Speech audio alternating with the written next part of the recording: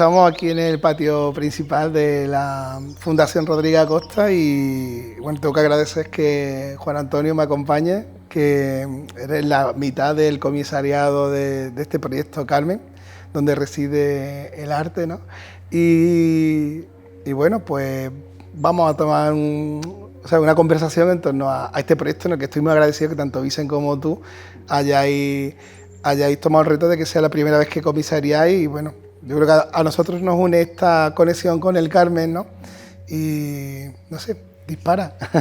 Bueno, el agradecimiento sabes que es recíproco, ¿no? El haber tenido la oportunidad de poder experimentar un poco desde este carácter amateur en el comisariado y hacerlo contigo y hacerlo en un lugar como este, ¿no? En el Carmen de la Fundación Rodríguez Acosta, que es una de las joyas o de los lugares más intensos y más especiales de Granada, ¿no? Y extenderle el agradecimiento a la Fundación Rodríguez Acosta, que siempre nos acoge también y que ha permitido esta exposición tuya, magnífica hay que decir, nuestra enhorabuena de nuevo por tus obras y que se reparte, se distribuyen, son 8 piezas distribuidas por 8 espacios del jardín que se intervienen y dialogan con el jardín, es decir, que no son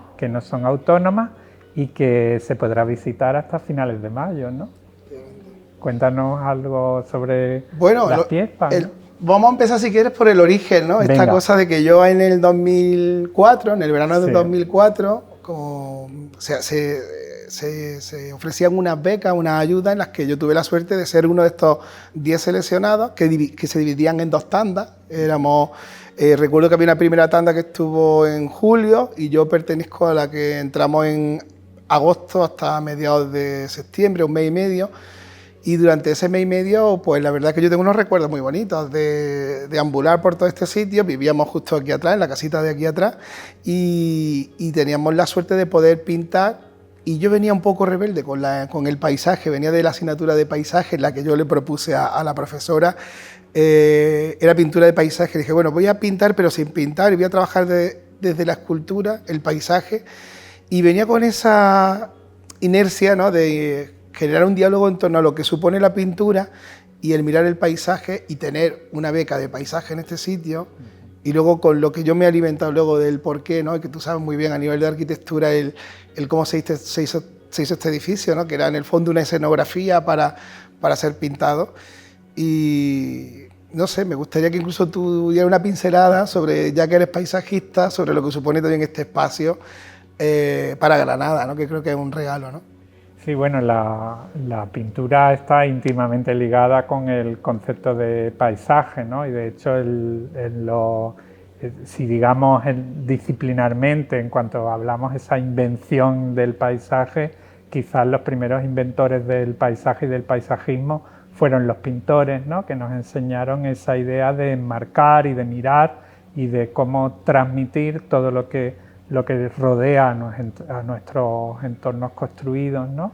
Y ahí el papel de los pintores pues es fundamental, ¿no? Luego está esa cuestión tuya que tú has marcado mucho y que yo creo que es una conversación contigo mismo que incluso continúas continúas hoy en día, ¿no? Es decir, tienes un carácter que podemos definir multidisciplinar, ¿no? Es decir, te acerca al término de paisaje desde distintas perspectivas, ¿no? Siempre está la pintura, pero está la escultura, está la intervención, está la arquitectura, está la construcción, ¿no? Es decir, y el propio pintor, cuando nosotros nos invitaste a participar en este proyecto, pues nos parecía interesantísimo hablar desde el inicio, ¿no? Es decir, esto es un lugar creado por un pintor, es decir, bajo una visión artística, ¿no? Quien conoce un poco la historia del lugar sabe que es una obra de largo recorrido, entre 1916 y se alarga dentro de la década de los años 20 hasta 1930, ¿no? Es decir, un periodo muy largo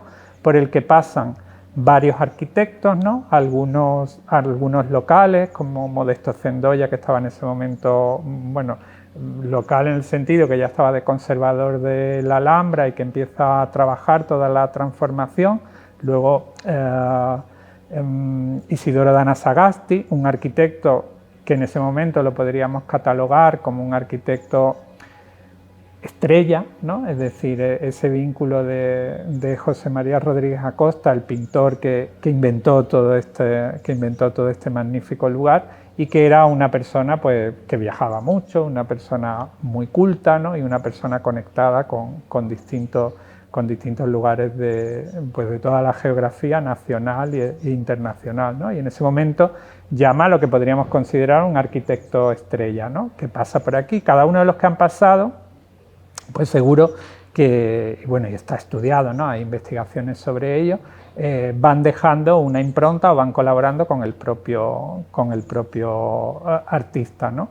Luego otros dos arquitectos más, ¿no? Y finalmente Santa Cruz y Jiménez Lacal, ¿no? Una figura más jóvenes, ¿no? Jiménez Lacal más joven, local, ¿no? Y que ya le acompaña hasta el final y que, bueno, que trabaja como arquitecto pero acompañando al pintor, ¿no? Ya siempre citamos al texto de Rafael Moneo, que es importante. Sí, el libro, ¿no? La vida de los tres edificios, ¿no? Que... Sí. Y ahí es donde se ve que la línea es el artista, ¿no? Entonces, esa idea de un espacio que está creado como estudio de pintor, pero también como un espacio que es un espacio íntimo, ¿no? Es decir, donde se vive, que se diferencia de otros estudios de otros pintores. Se me viene enseguida la Casa Sorolla en Madrid, donde se utiliza también como estudio profesional para usar los fondos escénicos para sus propias obras. Es decir, hay un mecanismo, diríamos hoy en día, de estrategia comercial con el propio edificio, y aquí eso no lo encontramos. Entonces, que de pronto el programa que tenía la Fundación Rodríguez Acosta, que eran becas de paisaje, donde de repente artistas volvían a vivir aquí, en cierta manera revive ese espíritu, ¿no? Sí. Ese espíritu está presente, y ahí el que tuvieras la oportunidad, pues, y que 20 años después, aún en tu memoria, pudieras trabajar estas intervenciones, pues la verdad que es bastante especial, ¿no? Sí.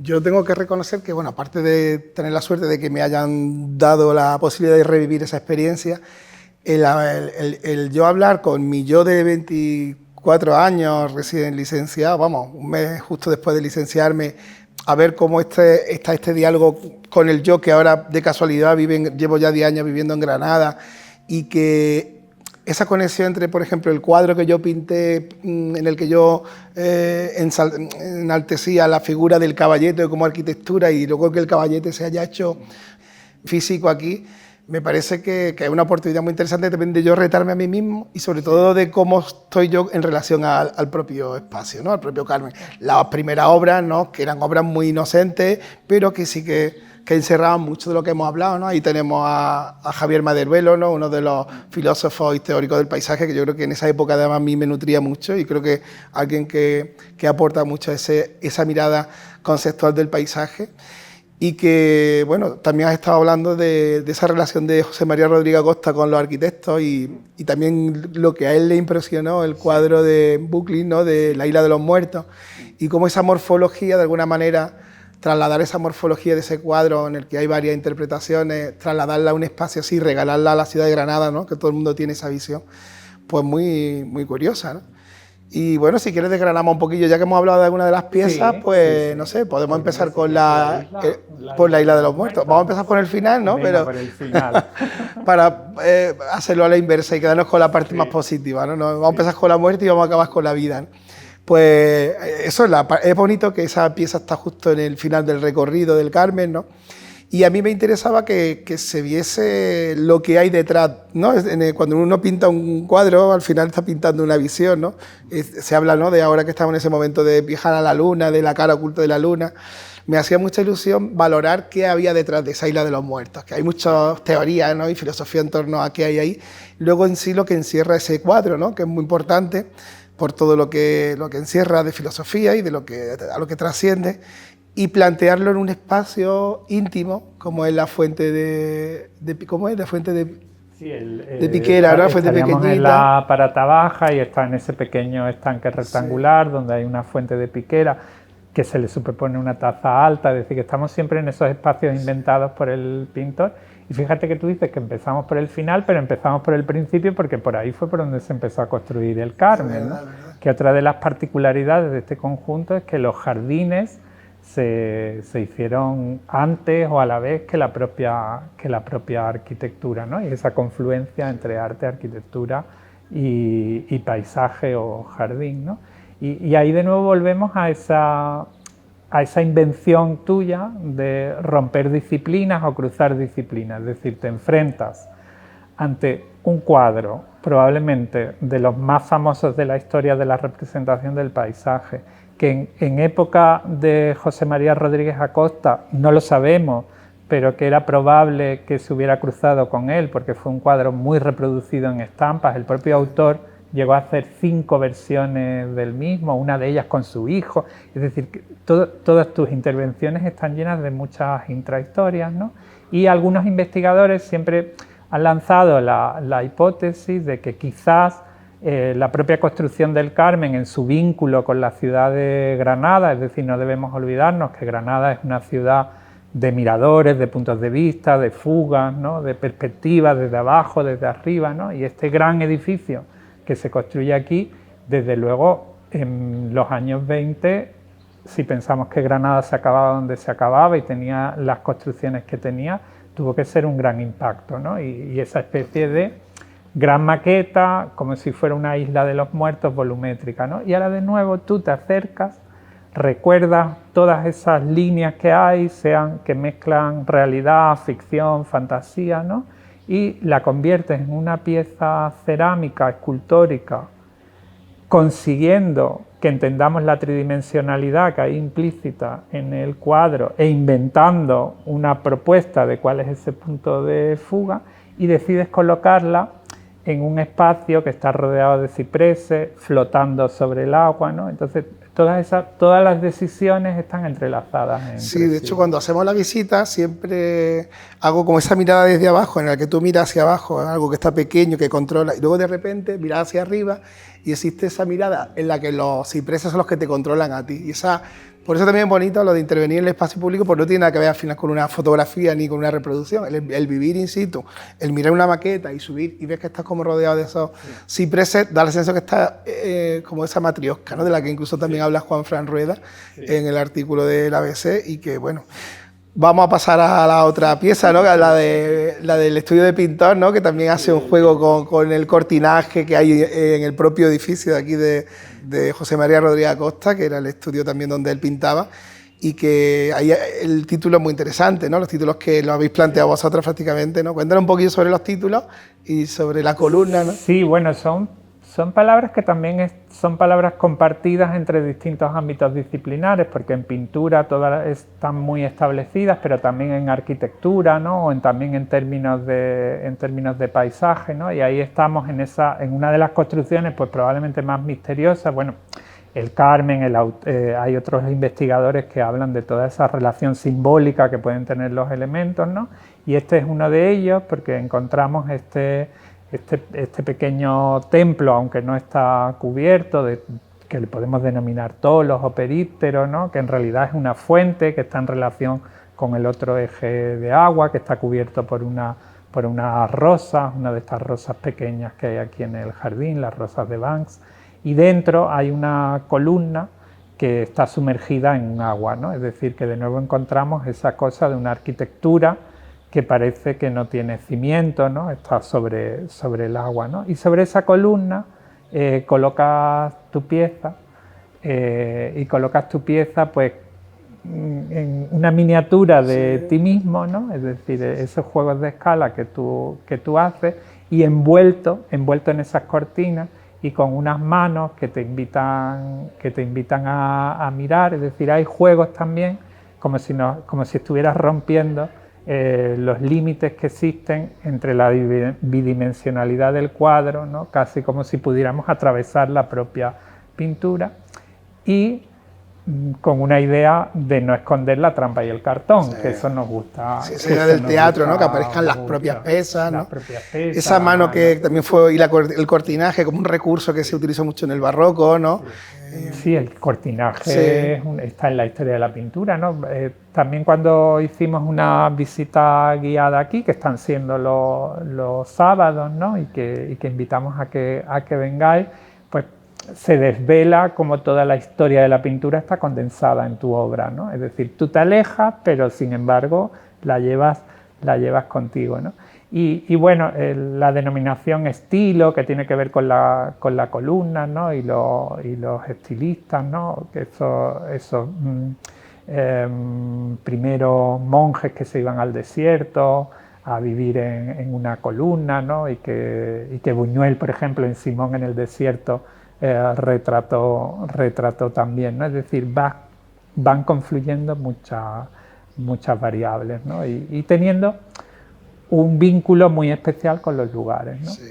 Y luego hay algo también, hablando de fuga, de cómo ese pequeño mini yo, que está en pantalones cortos, aludiendo al verano donde yo estuve aquí pintando, está mirando, muy pequeño, está mirando un caballete sobredimensionado de 5 metros, ¿no? Que es muy bonita también la escala y cómo se ha producido ese trabajo, y que hace alusión a este cuadro que yo pinté cuando tenía 24 años y que una traslación tridimensional, y que ahí también se entiende como esa idea de la escala, de cómo cuando la escala supera al humano se convierte en otra cosa, y hemos hablado de que ese caballete también es un poco caballo de Troya, ¿no? También, ¿no? Que se convierte como en algo no agresivo, pero sí imponente. De hecho se llama paisaje, ¿no? Haciendo alusión a lo que ya en sí mismo el propio caballete se considera un paisaje, ¿no? En esa dimensión, ¿no? Eso es muy, muy bonito. Sí, es que resume, y no solamente resume, sino proyecta más allá la propia historia del paisaje y de la pintura de paisaje, que incluso puedes decir,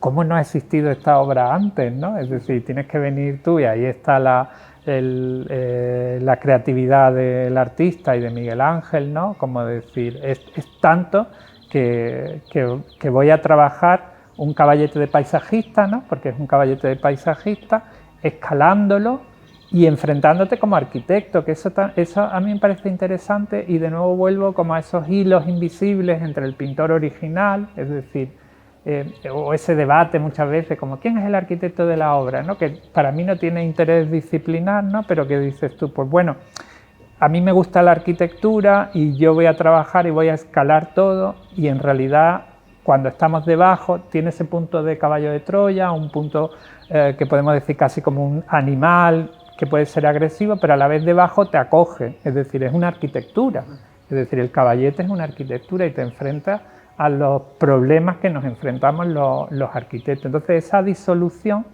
pues es fascinante, ¿no? Y la pieza es espectacular, además ya la has probado en otros lugares, como en un entorno paisajístico abierto de un campo, y dices, bueno, es sí, es como tiene ese punto, ¿no? De que ya la pieza en sí, en el momento que la coloques en cualquier sitio, como que resignifica el espacio, hace que haga que la propia mirada, ¿no? El caballete también de una manera es como una trinchera, ¿no? Desde la que tú estás enfocando una mirada, y hace que inconscientemente el hecho de que el caballete esté mirando a Granada hace en el imaginario colectivo, hace una pintura imaginaria del proyecto. Y en el espacio más pequeño que hay en el jardín, ¿no? En el que tiene escala más reducida, que son los jardines bajos, y de ahí se escala y se magnifica y se pone en relación con esa visión que hoy vemos en la Granada contemporánea, pero habría que pensar que José María Rodríguez Acosta lo que estaría viendo es la Vega, ¿no? Sí. Estaría viendo una Vega enorme, cantada por poetas desde tiempo inmemorial, ¿no? y con una visión hiperpaisajística, ¿no?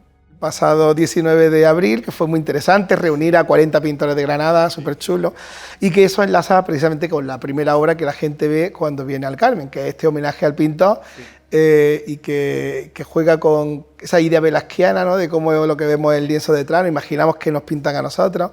Es una pieza que es muy sencilla, pero que yo creo que enmarcada en el teatro, ¿no? Que además fue propuesta tuya, sí. Pues nos parece pero sí muy guay, muy acertado por vuestra parte. Claro, es el primer espacio que te recibe al llegar la exposición, que además es una composición muy singular. Bueno, el Carmen es singularísimo en todos sus aspectos, pero de repente ahí tenemos una pieza que enlaza con las vanguardias de los años 20, ¿no? De lo que se está haciendo en otros lugares, ¿no? Y es ese pequeño teatro que nunca sabemos, ¿no? Porque siempre está esa cuestión intriga de los documentos, los pocos documentos que hay, si alguna vez se llegó a celebrar una obra de teatro, ¿no? Y tú lo activas de esa manera, ¿no? Y juegas a esos cruces entre las piezas, ¿no? Esa, la del caballete gigante, la del pequeño pintor, ¿no? Te las vas encontrando en distintos momentos. Bueno, y hablando de pintura, este homenaje que hago a la pintura bucólica, ¿no? A esa pintura pastoril, del detalle, ¿no? Era muy interesante y además era muy atrevido intervenir en el patio de Venus, sí, con ese estanque, con esa fuente, esa alberca, ¿no? Que tiene ya en sí mismo. Entonces sí que quería como esa pincelada, ¿no? De esa pintura que hemos visto también, que hay muchos, sí, cuadros en los que de repente se representan los cisnes, ¿no? Y bueno. Sí, un eje muy difícil de intervenir porque además es probablemente las imágenes más reconocidas y donde las perspectivas son más incluidas, donde el propio pintor hizo un cuadro que además está en el vestíbulo del Carmen cuando vengáis a visitarlo, ¿no? Y ahí tú intervienes pues con una naturalidad que incluso la mayoría de los comentarios siempre es como que la gente piensa que forman parte del conjunto, ¿no? Y ahí es donde decimos nosotros esa estrategia del acarreo, ¿no? Y de esa invención del pintor, de José María Rodríguez Acosta, de incorporar piezas, ¿no? Que están superpuestas, es decir, lo mismo, aquí detrás tenemos un pozo nazarí, en otro lado tenemos otra cosa, tenemos una copia, hay obras contemporáneas, y de repente tu obra pues conjuga con naturalidad, con el lugar, completamente con un discurso contemporáneo, ¿no? Enlazado, y ese juego del cisne blanco, cisne negro que tanto nos gusta, ¿no? Y que algo que también es genuinamente tuyo y que nosotros disfrutamos mucho como espectadores es el humor, ¿no? Es decir, la sonrisa, ¿no? Esa idea de ir más allá, ¿no? La pieza es seria, la pieza es contundente, pero en la visita del otro día a alguien se le iluminó la cara cuando vio los cisnes, ¿no? Que es un elemento que están en jardines de este tipo, ¿no? Ese carro de Venus que le hemos llamado, ¿no? Porque en la historia de la pintura, la mitología de Venus está asociada a ella, ¿no? Y luego la parte esta de que puedes disfrutar de esa pieza ya con un sonido, ¿no? Cuando entra Cristo Pórtico y te inunda ese sonido, esa pieza sonora de Rachmaninoff, en el que viene un poco a reconstruir el sonido de lo que fue la Isla de los Muertos, y que en ese espacio, que en sí mismo ya tiene como mucha oscuridad, ¿no? Y hay una cosa muy bonita y que yo creo que en la visita se está disfrutando, es como la vibración de los graves hace que se mueva el agua. Yo creo que ese detalle también al final también se convierte en algo visual y muy, muy agradable. Sí, esa capa de incluir lo sonoro, que es tan importante para el jardín, para el paisaje, para Granada. Estamos aquí, estamos rodeados de sonidos de pájaros, ¿no? Y tú lo incluyes, ¿no? A través y lo haces en el criptopórtico, ¿no? El otro día pensábamos que qué espectacular será si podemos visitarla de noche, que hay un pequeño farolillo, ¿no? Encendido, y verla en silencio, ¿no? Es el respeto que también da este lugar, ¿no? Es un lugar de tiempo lento y tú invitas a ese tiempo lento, ¿no? Cuando estamos en el criptopórtico, yo creo que todos tendemos a silenciarnos, ¿no? Y la música con la Isla de los Muertos, con ese cruce con la otra pieza, pues te lo refuerza y lo ves natural. Y bueno, ya saliendo de ese Cristo Pórtico, nos encontramos con la pieza circular, ¿no? Con esa mirada circular que hace que haya una memoria a lo que fue esa escultura que estuvo ahí, esa copia del gladiador Borghese, sí, y que hace ese juego con la idea de la imagen, la verdad, el cuerpo, porque también queda una imagen externa, ¿no? Esta copa con el cáliz, ¿no? Como se convierte como en otra cosa, aunque es una segunda lectura muy circunstancial, pero bueno, sí, en el fondo el que aparezca la palabra verdad me parece muy chulo y que se refleje en las paredes, ¿no?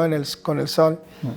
Ahí se entiende también muy bien la conversación tenida entre nosotros, ¿no? Entre artistas y comisarios, a partir del Carmen, que es quien nos reúne, es decir, el espíritu del Carmen y el Carmen nos reúne, ¿no? Entonces esa búsqueda en esa fotografía del poco material de archivo que hay, ¿no? Que fue compilando el propio pintor, ¿no? Y de repente el descubrimiento de esa escultura que estuvo ahí, desapareció. ¿Cómo nos gustaría saber dónde está, ¿Dónde verdad? estará esa escultura? Y qué pasó y en qué momento la cambió, ¿no? Y además una escultura copiada 20.000 veces a lo largo de la historia de la escultura, ¿no? Académica para estudiar, ¿no? Entonces que tú juegues con ese espejo que gira, con la palabra verdad escrita al revés, que solo se verá en unos momentos de reflejo, ¿no?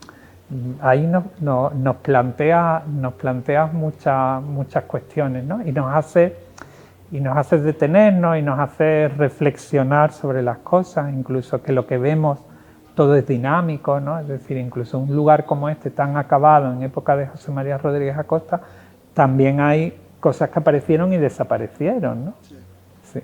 Y eso nos lleva a donde estamos. A donde estamos, precisamente es la pieza que hemos decidido en esta entrevista que sea la final, porque es justo donde estamos, y que volvemos a este libro y a vuestra relación, porque habéis hecho yo lo he dicho, estoy muy orgulloso de que seáis el primer comisariado y estoy seguro que será el primero de muchos, porque conmigo habéis hecho una labor fantástica, que es redescubrirme el Carmen desde la mirada de la arquitectura y de los paisajistas, a los que yo admiro mucho. Y vosotros mismos fuisteis los que me dijiste, oye, ¿te has dado cuenta de este palomar? Y ahí se me encendió la bombilla y enseguida volví a esta estrategia que yo utilizaba en otros proyectos de arquitectura para animales, ¿no? Y el animal incorporarlo en el discurso artístico. Y claro, el ver que hubo ese palomar con esa pagoda china y volver a reconstruir esa idea, ¿no? Tan naif, ¿no? De que haya una arquitectura para palomas en este sitio, no sé.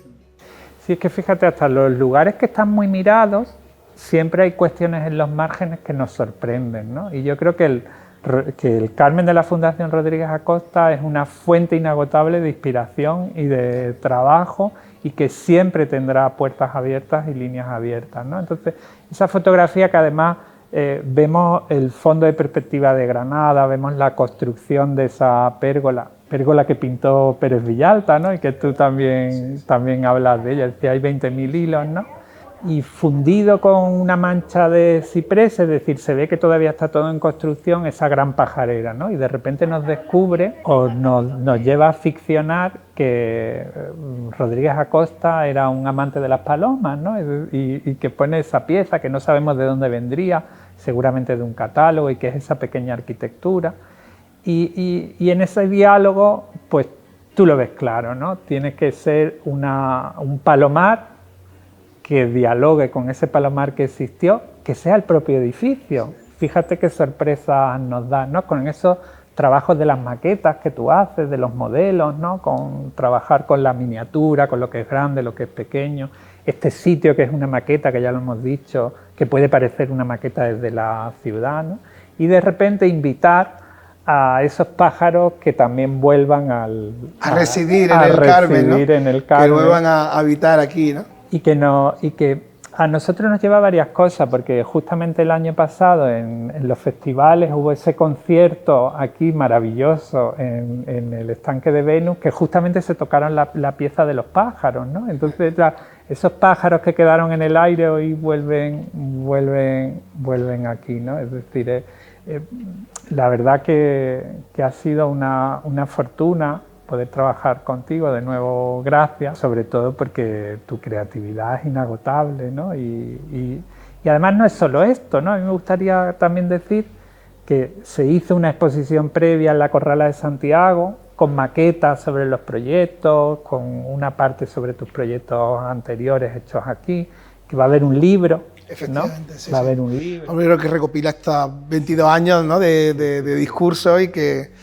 al que estoy muy, muy agradecido, sobre todo a vosotros, que sois los que en gran parte habéis alimentado este proyecto, y en el que, bueno, yo creo que esto es el principio, aunque ya hemos hecho otros proyectos anteriores, pero no es la primera vez. Redunda en nuestra relación, este amor al paisaje, al que estamos encantados. Y bueno, y yo creo que con esto invitamos a que la gente venga a estas visitas, Y muchísimas gracias, hasta el 24 de mayo pues podéis verlo. Y si no, pues queda este maravilloso documental que Juan Carlos está realizando, en el que pues un testimonio de lo que ha ocurrido, sí, al que, bueno, pues doy las gracias y para mí es muy importante. Pues nada, nos despedimos, gracias también a quien nos escuche y a quien vea, y también por realizar este vídeo, a la Fundación Rodríguez Acosta, claro, de nuevo, y nos vemos en otra ocasión. Muchas gracias. Hasta luego.